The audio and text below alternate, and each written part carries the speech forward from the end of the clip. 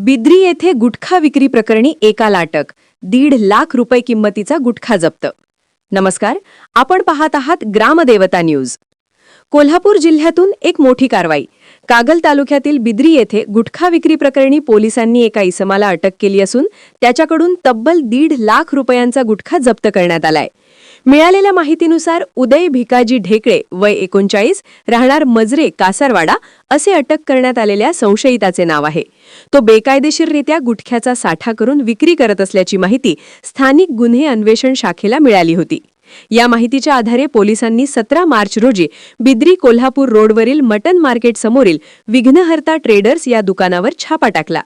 या कारवाईत वेगवेगळ्या कंपनीचा गुटखा आणि सुगंधी सुपारी असा सुमारे 1.5 लाख रुपयांचा मुद्देमाल जप्त करण्यात आला.